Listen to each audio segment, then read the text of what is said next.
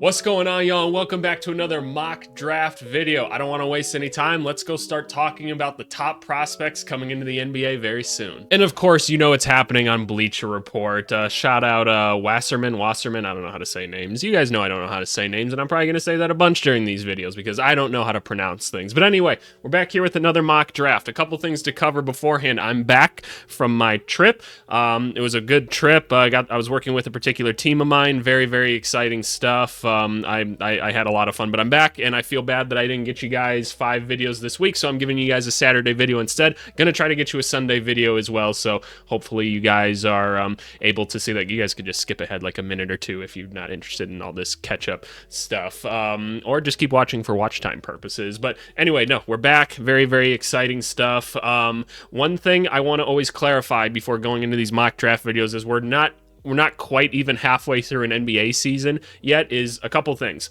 I'm big on player development, right? A big part of my basketball career was developing the younger guys with either when they first get into the NBA, they're first getting into college, stuff like that. I tended to work with the younger players, kind of catching them, getting up to speed and everything. So I'm very aware of the development process, right? But I haven't taken the time yet to fully deep dive into like all of these guys like I want to. The first 3 I probably have, and maybe a couple others up to this point, but towards the end of the season, that's when my company will start to transition more towards into that kind of area of like player evaluation, things like that, and the analytics behind that and the film watching of that. So know that I don't have complete opinions on any of these guys really up to this point. So just kind of know that going in, and I don't really care about like where they mock these guys out to like draft wise, like, oh, they got Cooper Flagg going to, I'm going to presume is New Orleans the worst team right now, I think still. So I don't care about that. There's a long NBA season ahead of us. I don't think that does us any good to talk about fit. This is just talking about the players, getting familiar. We do this bi-weekly. So that's kind of my 2 cents on everything, if you will. But anyway, let's get into it. I know who the first one is. Oh, it's the Wizards, actually. They're number 1, but Cooper Flagg. All right, so Cooper Flagg, not a surprise to still see him at number 1. I'm pretty positive at this point that unless something substantial happens, it's just going to go Cooper Flagg, Dylan Harper, Ace Bailey, right? And as I always say in each of these videos, I don't care which one of those 3 you have at the top or second or third. I think I could make a case for all 3 of them being in any order, and I totally support you guys if you guys do it as well. I think all 3 of them have all NBA potential. These are the 3 that I've watched probably the most film. I don't think I've missed a game of these guys up to this point.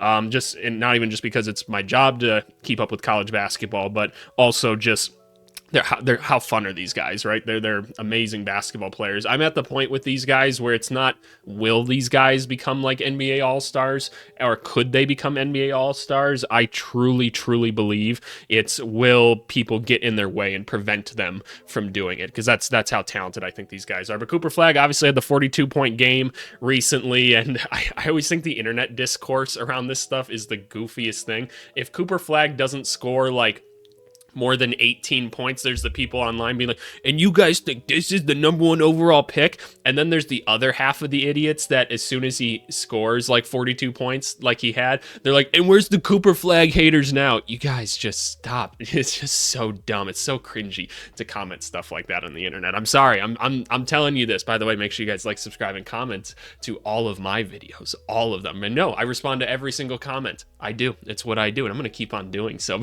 Anyway, no, Cooper Flagg's awesome. We all know he can handle the ball. His shooting's starting to come around even more. He's an athletic freak. The dunk he had here was absolutely nuts. Go watch it if you haven't already. He's a defensive monster. He's going to be elite basketball player, and he's leading a whole generation of white kids. That's all I'll say. So I'm excited for it. Dylan Harper, probably the best college basketball player, I would say. I continue to say this every week. I think his game is the most college basketball suited, if you will. That doesn't necessarily mean I think he's the best like prospect out of them. I actually haven't gotten to my top prospect yet. I like Ace the most personally, but again, you can have him in whatever order you like. But no, Dylan Harper, his ability to basically just be tall, strong Jalen Brunson and be as good of a shooter as he is a playmaker, have all these different counter moves and everything. Like, it's so awesome to watch him play. He's so smart already, so skilled. I think he's going to be defensively really, really good. I don't see any reason he doesn't have like some pretty immediate NBA success, just because his style of play is so like methodical that I truly think you can translate it to like any different league, because like college basketball is very, very weird. It's basically like going back in time to like the 80s. Like that's what college basketball is at this point. Like the NBA is very different, the G League's very different, like Euro leagues, like depending on the Euro league, are all very different styles of basketball, right? And like the rules are different too. And his style, I feel like, just translates everywhere. So we all love Dylan Harper. We all know, we think he's going to be an awesome player wherever he should end up. Now we get to Ace Bailey, who continues to put up 20-point games and everything, and he's just hitting like difficult shot after difficult shot, dunking on people. He's showing off his handle. They don't get out, and he doesn't get like a ton of like transition opportunities, but there's no reason he won't be good at that. But man, it's the pull-ups and some of the difficulty of shots that he's hitting that I keep telling this to everybody. There are no players in college basketball besides him that can hit the shots that he can. And I think when he gets to the NBA, there's not going to be many people either that can hit the shots that he can make. I don't know. I think he's so incredibly talented. He's so athletic, long, defensively. He's smart. He doesn't need the basketball even. That's what's so cool about seeing him and Dylan on the same team, is we already know that both of them can play with another like star player, if you will, and play off of each other. And that's a really rare skill to find, especially in young guys right away. So I'm super excited about it. And to the very small people on the internet that I see saying like, and I shouldn't be so bothered by internet comments, but I am. I'll admit that I am. I don't know why, but I am. Maybe it's the old head in me. I'm becoming an old head, but the people are like, well, Rutgers isn't winning any games. You're a dummy. Look at yourself in the mirror. You're a dummy, okay? It's okay. Everybody is in some capacity. You just have to be a basketball dummy. So, believe it or not, there's more players on a basketball court than just two. The rest of their team is not very good. Like, there's a reason Rutgers has never been relevant before this season, really. It's just, they're not a great basketball team. They have two really elite prospects that are really, really good and can sometimes pull that team to victory, but they're not going to win every single game. And I guarantee you, people that are commenting that are also the same people that are like, this team's got to trade this guy because he's really good and he's just stuck on a team all by himself. It happens all the time in sports. There's elite players stuck on bad teams. It happens. Get over it. So yeah, those are our top three. We don't need to spend any more time talking about it there. Phenomenal, right? I think they're phenomenal. And this draft class itself, so good. All right, we got VJ Edgecombe back up to 4. I'm not surprised to see that. VJ is personally my next favorite player in the class. When I look at him, I see 6'5", like 100th percentile, like 11 out of 10 athlete, kind of like how I described the Thompson twins, right? A lot of his game has been very much like, I'm just going to try to make things happen. Like, I'm not being overly creative with things. I'm just more athletic than everybody else, so I'm going to make things happen. But he's hitting his threes right now. The passing is showing itself. That's when I talked about him playing in the Olympics and everything, and playing with a very good group of professional basketball players in the offseason. Very much was a benefit to him. He seems like he's really starting to figure the game out. If we could add some creativity to his game and some true like shot creation outside of just being more athletic than everybody else, that's going to be the next step. But I see this like 6'5" strong frame, super athletic, capable of hitting shots, and he's already picking up where things are going in the game. That's awesome, right? Because if we could get some people behind him that are teaching him even like some basic defensive stuff, like it's going to be awesome, because he's already making defensive plays just out of that, just being athletic. Like he's bursting through passing lanes, he's getting blocks on the perimeter and stuff because he's reading things so well. It's just let's teach him the footwork now. Let's teach him how to read things and stuff like that. It's going to be awesome. So I'm really big on this guy. I think VJ Edgecombe could be a really, really good basketball player in the NBA. So excited about him. Cool to see him there. All right, we got Kasparis after that. I won't pretend to know how to say his last name, and I'll continue to say I don't feel bad about that, because I know y'all couldn't say my last name, and I know you guys don't know my last name, but I know y'all couldn't say it, so I'm one of them, so I can say it. Kasparis here, he's been hurt as of late, I believe, but again, this is the year of big ball handlers. That's a crazy statement to say in and of itself, but anyway, Kasparis here, 6'6", 200 pounds, point guard, right? Like, seems like true point guard as well. The playmaking on this guy, awesome. He's kind of got that Luka Doncic like body and size to him, where it's like, okay, he's not the most like athletic guy in the world, but he really understands like where to be on the court at all times. He can use his body weight to kind of move people, create separation. He's got stop and go ability. He's got enough ball handling moves to create for himself and to hit some shots with or without the basketball. So I think that's an awesome prospect. Just like looking at like his picture here too, this guy's going to be able to put on a lot of muscle to this frame still. So for being such a young guy and already pretty strong at 6'6", like 200, like, which is pretty good for an 18-year-old. Like, you need to understand that. I don't know. I think this guy has a really high ceiling as well. But what I'll continue to say is, with all these like big ball handlers coming in, I can't keep saying this sentence. It's I don't know. Just relax with me, okay? Just calm down in the comment section, or don't. You know what? Fuck you guys. I know you guys are gonna say some crazy shit about that. There's only so many guys that can handle the ball. I'm completely thrown off at this point, but it's okay. There's only so many ball handlers in the NBA, right? Only so many people can have the ball at any certain point. So being able to see like when guys can play without the basketball as well, I think is going to be very important. Because again, look, one guy can have it at a time. So that's important to note. But yeah, no, I think this is a really good prospect that I'm really curious to see about. And I'd agree, he's probably appropriately ranked here at like number 5. Number 6, Jeremiah Fears. Not surprised to see this kid continue to shoot up. Man, has this kid been fun. I know he gets the Russell Westbrook comparison a lot, which is fair. He looks like young, skinny Russell Westbrook playing basketball. 6'4", 182. That's more appropriate for a freshman size right there. That's why I say the 6'6", 200 is pretty solid.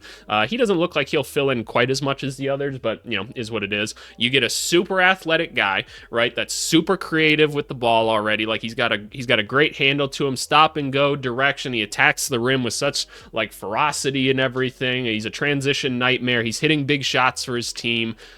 He looks like he has the makings and like the attitude of a really elite NBA player, right? Now, there's the questions like with all of these archetypes of players. Some of their shots are crazy, right? Sometimes the turnovers are a bit high just because they are playing at a different speed than everybody else, right? That's going to happen. He's a young point guard, but this guy, like, this could be a guy that if you take him with like a 6th, 7th pick or something like that, a lot of teams could look back and be like, man, I can't believe he fell all the way to 6 or 7 or something like that, just because, again, super high potential. And I'll keep saying, this draft class, it looks elite. I know I'm hyping up like all these guys right now. I think all these guys are really good, and I feel good because last year when we were covering the mocks, I was like, I don't really like this guy all that much. I don't really like this guy all that much. I don't really like this guy. So this is a fun flip at the end of the day. So yeah, I like Jeremiah Fears a lot. He's been a lot of fun. By the way, I'm waiting till kind of like after the trade deadline and everything to start doing like film breakdowns of these guys. I did those last year and those videos performed pretty well. But I just kind of figured trades are what's going to get me more views and rumors and stuff like that right now. So I'm kind of waiting until later and stuff. Plus there'll be more film and everything. So just an FYI. All right, what do we got next? We got Asa Noel.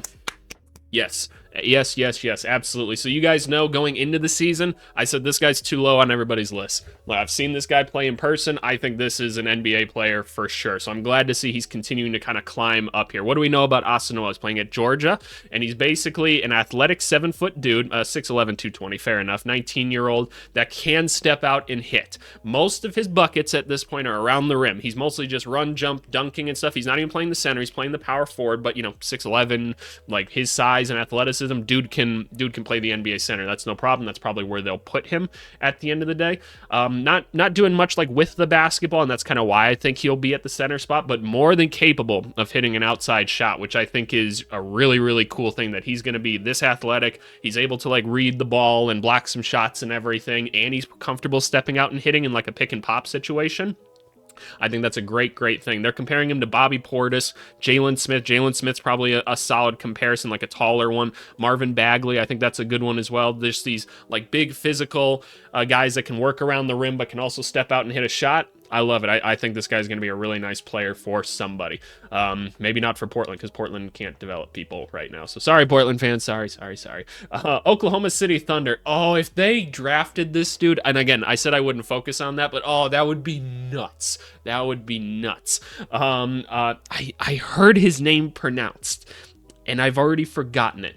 Maluak, I think. You guys, please correct me. Somebody correct me, please. I am trying to get better at it. So not the first big man off the board now. Asa Noel has passed him, and I'm honestly not surprised about that, but I would still hear the argument for this as well, and you could totally convince me of him being the first big off the board with this. things to know with him. Obviously, he's playing at Duke. There's a lot of guys trying to get their shot at Duke. So don't look at the counting stats very much for this guy. He's pretty new to basketball, all said and done, and that's crazy enough. But at 18 years old, we have a 7'2", 250-pound guy that just dunks the shit out of everything. Like, he's one of those guys that literally gets on his tiptoes and he's at the rim already. Super long wingspan, blocks a lot of shots. Even for, I'll continue to say, because I keep watching the Duke games, he doesn't quite, like, and it's going to take like another year or two most likely, right? But he just has not played enough basketball to be able to read certain situations and stuff yet, but he seems incredibly smart because he clearly knows what's going on the court, and he's almost like directing everybody else of where to go at times. So we have a really smart individual that seems to have a good motor. He's got an incredible physical presence. This can be an NBA starting center at some point. I know he gets like Embiid comparisons and stuff because of that, but because of his like situation and everything like that. But and by that I mean just being a little bit newer to basketball, being a little raw. I don't see him as having the offensive potential. Maybe I know there's been the thing about he hit like some 3-pointers and stuff, and kind of like the NBA like without borders camps and stuff like that, which like, I just don't know. It's like it's such a small sample size at the end of the day, and he's so young. So we'll see if that ends up becoming a thing for him. But yeah, at the end of the day, you've got a potential defensive monster here. That is for sure, and an ultimate lob threat. I don't like the Alex Sarr comparison very much. I don't really see that, but I think it's interesting. Number 9, Trey Johnson. We'll keep saying this is big Cam Thomas. This is like wing version of Cam Thomas. Very one-dimensional basketball player, right? This guy gets buckets. He scores points. There is no question about that. This guy can hit a jumper from anywhere on a basketball court, going any angle at this point. Very, very cool. The creativity and everything, that's there for the jump shot. Like, the handle itself is like fine. I'd say more than fine. It's good enough for him to get off his shot at the end of the day, and that's all that matters because he is making those shots, right? But it is a pretty basic style of play at the end of the day. He does not really get anyone else involved, and he's not really getting to the rim a whole bunch. It's very much just like, okay, I'm going to get to my jumpers and I'm going to make them. So what do I see out of Trey Johnson? I see an incredible physical frame, right? 6'6", 190 and everything, and a guy that can hit a lot of jumpers and gets good verticality on him and everything. That's valuable. If you can't really do anything else, it probably means that you're destined to kind of be like 6-man scorer type of dude, which, don't get me wrong, there are roles for that in the NBA because he should be fine defensively and stuff if you can teach him some of those things. I don't see him as a poor defender right now by any means. So I think if you can make him into an okay enough defender, and then this guy comes in off the bench, like let's just say he doesn't develop any of the other skills or something, and you just tell him, hey, Trey, go get you some buckets right now. He's like, bet money, bitch. And he's just going to go do it. That's great. That's a great NBA career right there. And like with the 9th pick, you get a guy like that. Cool. I love it. So yeah, no, I like Trey Johnson, man. Dude is an absolute bucket getter. Ben Seraph. Yeah, no, his efficiency at 18 years old already has been very, very impressive to see. What do we see? Another big point guard, right? 6'5", 200 pounds, 18 years old. As you're always going to hear, like, how do these European guys translate over? How do the college guys translate over? Who knows, man? It's so hard. The NBA is so different than everywhere else. But at the end of the day, you can't knock that the efficiency's really good. Seems like a strong playmaker and everything. He's got a couple different moves to him. Seems smart, right? I don't know what else you really want at the end of the day. They compare him to Manu Ginobili because some people think he might be able to play like the 2 position as well. Andy's a lefty. That's also why he gets the Ginobili comparison, but seems very capable of hitting from the outside, being creative and stuff. So I don't know. Like, it's so interesting when there's so many other guys like this that are going to go in this draft and even ahead of him. So it's kind of hard to say, like, okay, how many teams need guys like this, right? At some point, some of these like bigger ball handlers are going to fall a little bit more just because like the best ones are gone and people are going to need other things. Not every team needs one of these guys, right? But nonetheless, I think he's a very, very interesting project for somebody. So I don't know. I've been very impressed with the little bit I've seen so far. All right, on the Kneppel. I don't know how to say it. Again, numbers aren't going to jump off the page at you, but I don't like this picture either. Why is he just staring into my soul like this? Where did it go? Where did he go? I wanted to zoom in on, okay, I don't know what happened here. Just ignore it. It's fine. We're moving back to it. This face scares the shit out of me right now. But Con Knippel being able to be as big as he is, right at the 6'6" size, you think he can play the 2 or the 3? He's strong. He's very tough. should make it for a good defender in the NBA. He's not going to blow you away with any athleticism, but I think he's going to be fine in that department. They're just going to need him to be a catch and shoot guy, a guy running around screens and everything. I know he has more of a ball handling role in college. It's not probably going to be good enough to be an NBA thing for him, but who knows? Maybe he gets to the point where, like, because we're seeing some of that skill now, he's hit a couple threes in a game. Now he's coming off. Guys are riding him really tight. He kind of like hits him with a little head fake, and he's going by and he's continuing the offense and stuff. That's great. That's super valuable, right? Basically being what we want Pat Connaughton to be at the end of the day. So yeah, no, I like Knipple. He'll be able to help somebody. All right, CMB, Colin Murray Boyle. So this is kind of the first guy that I'll be a little bit negative with. And you guys, if you've been watching my videos, you know why. It's totally cool. I think that there's going to be two camps of people. If I had to guess when I talk to other scouts and stuff, there's going to be 75% of us that say what I'm about to say, which is that this Julius Randle style of basketball that he plays in a 6'7" frame isn't going to be translatable to the NBA, right? Because he doesn't really step out and hit very much. The passing and everything is cool. He does it in such an isolated way, though, in such a systematic way that no NBA team's going to let him do. And I don't think that translates well. So that's just me. But obviously, big, strong, tough kid and everything. Got some good skill to him. No doubt about that. I just don't know if it's NBA translatable, right? I don't know if it fits in the game, but there'll be 25% of people that say, like, I think that you can find a role for that. And I, like, fair enough. I hope somebody believes in all of these guys, right? And I truly, truly mean that. I want to see all these guys become all-stars at the end of the day. I think that's awesome. I love the development stories at the end of the day. So that's my thoughts on him. Julius Randle, new Julius Randle at the end of the day. Nolan Traore. I don't know. Basically, another big point guard, 6'4", 184, playing the point guard. Very athletic, very fast, gets up and down the court very well. He's not hitting his shots right now. The floaters aren't falling, the layups aren't falling right now, and that's kind of his game, or what his game should be. The playmaking looks really good, but he's really young, playing in a very, very tough French league, right? But there's going to be enough people that are very interested with his ball handling and his ability to get up and down the court and his vision that, look, all of us coaches are narcissists at the end of the day. We just are. And like, I look at him and the little bit I've seen of him and I go, well, I could teach him how to make a floater. I can teach him how to be a better finisher at the rim and stuff like that. So I'll take the physical gifts and everything, and we'll try to figure it out. So I think he'll be a good project for somebody, because there's an incredible athletic frame here and some good basketball instincts. Just the shots aren't falling right now. So I'm very curious to see where he ends up. Liam McNeely, basically 6'7" shooter, right? New Duncan Robinson type of guy. That's the Keegan Murray comparison I'll keep saying is pretty good, because, like, yes, he puts the ball on the floor like a decent amount right now because he can and because it's college and guys can't guard him and he's better than everybody else, right?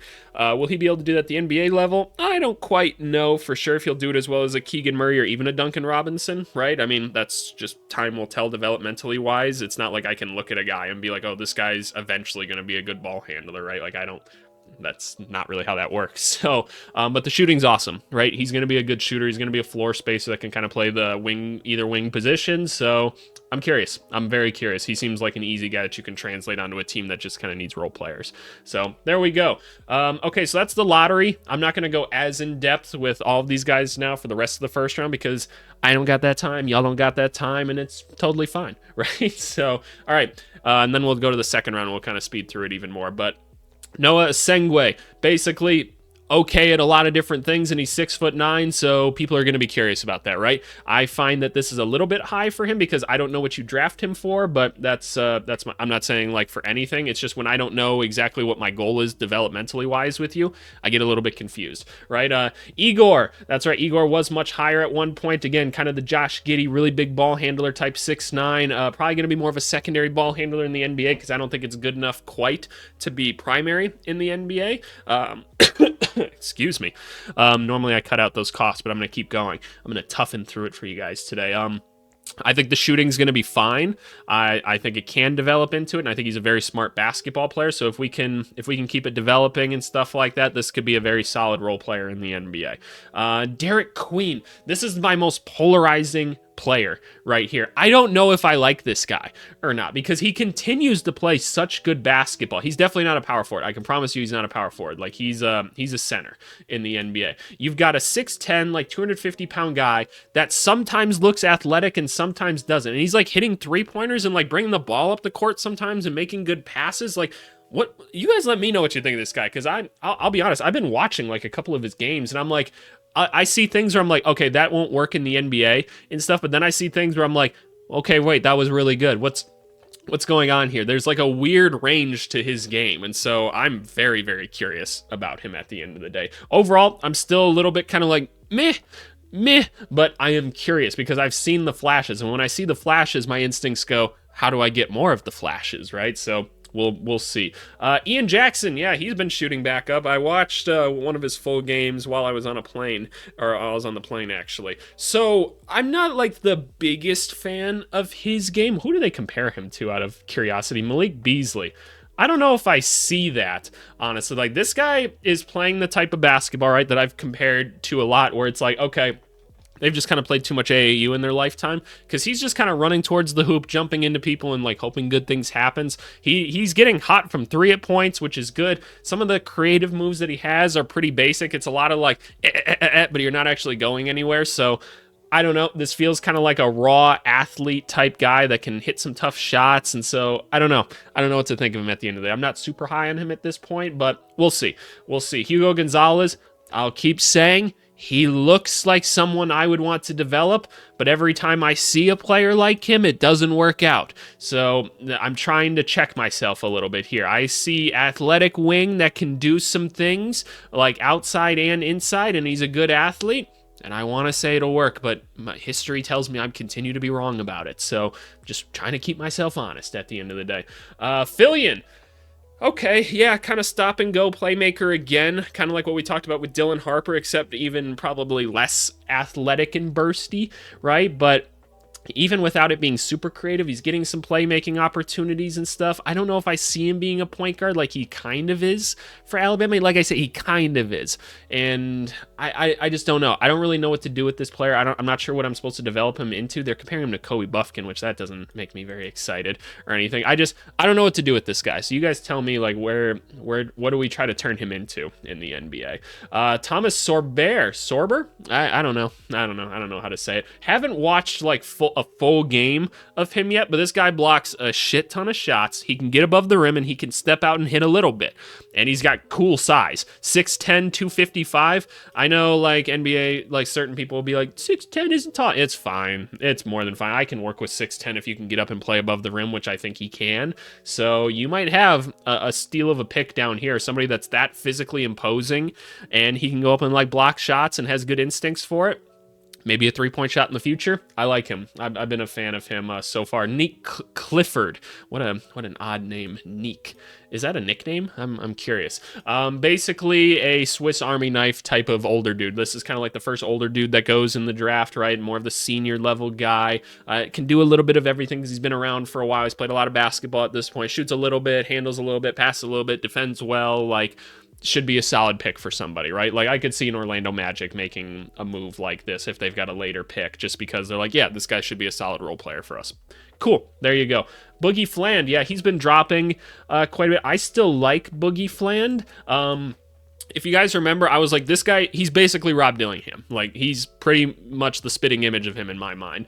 Basically, very small guard, right? And we're not just talking, like, in stature, like, also in physical frame. 6'2", which I think is generous. 175. I think that's generous as well, in all honesty. But we see super quick, good handles, the ability to get some shots off and stuff. Now we're kind of at the point where the shots aren't falling quite as much, and I think a lot of it is because he's not, like, strong enough. And when you're already not strong enough at the college level, you're going to get bullied a lot coming into the NBA. And that was a concern I had for Rob. Hasn't really been a problem for him. He's played very limited minutes, but because Rob's also, like, insanely quick, right? But that's the thing with these guys. He's not going to be able to really defend at an NBA level if he doesn't have the size. At the end of the day, no matter what instincts you have, size wins. Size wins. You can't beat science. And this is what I tried to tell you guys about Reed Sheppard coming in. And I hope Reed Sheppard works out, man. I really hope he does. Like, I can't say that enough, but I'm like, look, if I hit this guy and I have a step of momentum, I will knock him over. That's just what will happen because I am, like, point guard size as well. I'm a little bit bigger than that. I'm 6'5", 220, right? Like, I'm gonna hit him pretty hard, and it's not gonna work for him. So that's kind of the concern with Boogie Fland as well. Alex Tui, has he been hitting his outside shot? I haven't watched him recently. He's averaging 12 points in the NBL, generating most of his offense from off the ball. His shooting needs to become more reliable still, but the eye test detects a comfortable perimeter shot maker. He's having plenty of success using size, strength, body control. Yeah, we'll see with him. We'll see with him. I'm not too interested for the most part. This is a guy I'm interested in. I haven't watched St. Joseph's basketball really at all this year, but Rasheer Fleming, basically, he either hits a three or dunks the basketball, which is a really interesting combination of things going on there. So there's athleticism and a little bit of touch, so I need to watch to see if there's any more intangibles going on here. I think it's interesting. Thiero, basically, people like this guy because he's 6'8", strong as hell, and athletic. I don't really know what his game's going to provide otherwise, but look, when you tell me that, right, and he can go up and down the court with the ball, I'm gonna at least take a look, right? Because I'm like, okay, yeah, that sounds cool, right? So, yeah, that's my thoughts on him as well right now. Carter Bryant, I have not watched Arizona basketball recently, so let's give it some stuff. Arizona, good minutes lately with a combination of shot making, athleticism around the basket. That's typical, kind of a Josh Green type of guy in my opinion, more than a Marcus Morris. That's just my opinion. If his current role remains the same, he could have a tough time deciding on the draft. That's interesting. Is this the type of guy that goes right away? Usually Arizona tries to push them out like first right away, so I'll be curious. Cam Jones, I think this is the type of guy that could play like NBA basketball, honestly, at the end of the first round and like carve himself out a role. He's just such a good shot maker. He's a really good perimeter like passer and stuff. And even when he gets down into the paint, he's usually pretty good at finding people. He's a little bit older, right? Experience. He's got some good size to him at 6'5". So I think that this could easily be an NBA like point guard. So cool. Penda. The Nick Batum comparison is spot on for this guy. Not the most athletic guy in the world, should be able to hit from outside. He's got good size, 6'8", 225. Cool. And then Miles Byard? I don't know how to say it, but basically a guy that's pretty good at navigating the pick and roll, and he's 6'7", so people are going to be curious about it. Again, how much ball handling are you going to give him come NBA time? I don't know. Let's go through second round picks and see if there's anyone else. Alex Caravan, basically going to be another Georges Niang, right? Yep, that's the comparison that we're always going to get with him. Should be able to step outside and hit. He's going to be tough as hell. Cool. Should be a nice guy. Not too big on De La Rey or Rusic. I don't know how to say his name completely, but I'm not the biggest fan of him. He's like too skinny and quirky for me. I don't know. It doesn't really work. Danny Wolf, in the little bit I've seen, I'm actually very intrigued in. Like, it feels kind of almost memey to say that, but I am very curious. He's surprisingly coordinated and light on his feet. So I'm going to need to watch more of it. Markovic, I don't know. I'm not seeing anything that's like jumping off the page for me in terms of him right now. Will Riley, not surprised that he's falling a bit right now. At the end of the day, they're going to see 6'8", can handle the ball a little bit, maybe an outside jumper. It hasn't been good enough to really like pique my interest a ton, but you can't deny the physical gifts. Dink Pate, I'll continue to say, I think is an interesting prospect. Dude's been playing against grown-ass men for a little bit now down in the G League. He's kind of the last remaining G League Ignite dudes. Could be an interesting prospect that can handle the ball a little bit with a big frame. Again, there's a theme to this draft. I know, good athlete and stuff. The outside shot's pretty bleh, so we'll see. That'll be a big thing for him. Maxime, not too big on him. Darian Williams, not too big, honestly. Jameer Watkins, personally not all that interesting. I'll keep saying I am not surprised that Rocco has dropped this far because, look, he just doesn't really get the PT and he's not having a high impact out there. I just see a really interesting physical prospect that I'm pretty sure I could develop into something. So we'll have to watch with him. Walter Clayton Jr., the point guard, I think this guy's going to be worth a look for sure. Obviously a little bit older, but strong point guard at 6'3". He's a big reason why this team's winning a lot of games, man. Like, he just feels like he's really running the team both in the scoring and like the playmaking department. So again, like a lot of strong decision makers in this draft, but I could totally see him kind of like being like a two-way guy or something early on, and then he like makes an NBA roster type thing just because he is like that effective. So I could totally see it. Santa, not too interested there. I don't actually know who this is, so I'm going to have to be filled in on that one. If you guys are familiar with Johan Grunlow, let me know. I guess JT Toppin, I'm not too big in that one. Yaxel, I haven't actually watched any of the film on it yet. I've heard a little bit, so no opinions there right now. Kalkbrenner, He's tall, so he'll get some looks, and he's having a great college season. Don't see him as an NBA type guy. Broom. Always going to be interested in this guy here. I truly think this guy can be like a rotational NBA player right away. I think he's got the skills, and even though he's not like the craziest of athlete, I think he's so like big and strong, and he's got such a good decision-making ability to him, and his ability to hit like some shots from a couple different places on the court. I think this guy could be an NBA role player like right away, actually. I think we're sleeping on him just a little bit. By the way, shout out to Josh, one of the viewers who I got to have a conversation with. He works for a sports agency or whatever. He had reached out to me and wanted some spreadsheet help. You guys know I love giving some spreadsheet help, and I think his company that he works for is like representing Mr. Broom here, so shout out him. If you're in the comments, feel free to leave one, and y'all give him some love and everything. Super cool dude. So yeah, very interesting there. Always like connecting with you guys whenever I can. Chaz, I just hate his name, and that's why maybe I don't like him. Stojakovic, not surprised to see him here. Obviously, his dad was Peja. Honestly, he's not even like shooting a ton. He mostly just gets to the rim and attacks, but I do think he's an interesting prospect. He clearly understands the game better than everybody else, which, surprise, surprise, right? NBA stars kid. But yeah, no, I think he's really interesting.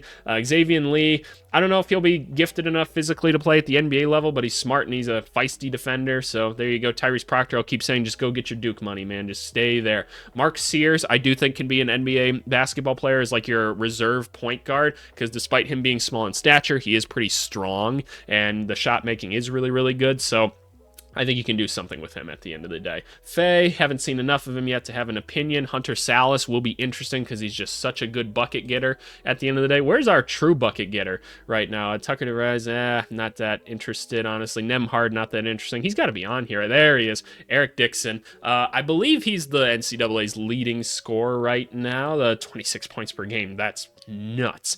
I watched some film on him, and I've even had people comment about like, oh, you should watch more film on him. And trust me, I'm watching some Villanova stuff at this point. How can't you, right? I don't know, like so much of his game is like so ISO dependent, and given his like size and everything, which is insane, 6'8", almost 270 is nuts.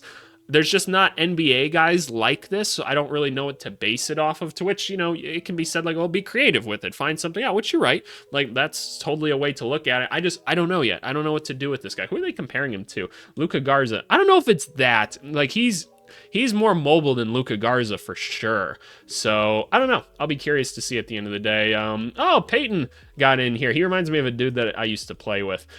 Basically, older dude, smart defender, hitting three-pointers. The Johnny Juzang, that's actually not a bad comparison at the end of the day. And that's it. There we go, y'all. That's it for this mock draft right here. I appreciate you guys tuning in. As always, give me your opinions down below in the comments. I'm going to start doing like a comment of the video type thing. I'm going to try to remember to start incorporating that for like the next video or something like that. But hey, wanted to make sure you guys got your bi-weekly mock draft and everything, and just say, hey, I'm happy to be back. Appreciate you guys being patient with me this last week. And hey, let's keep enjoying the NBA season, y'all. Thanks so much.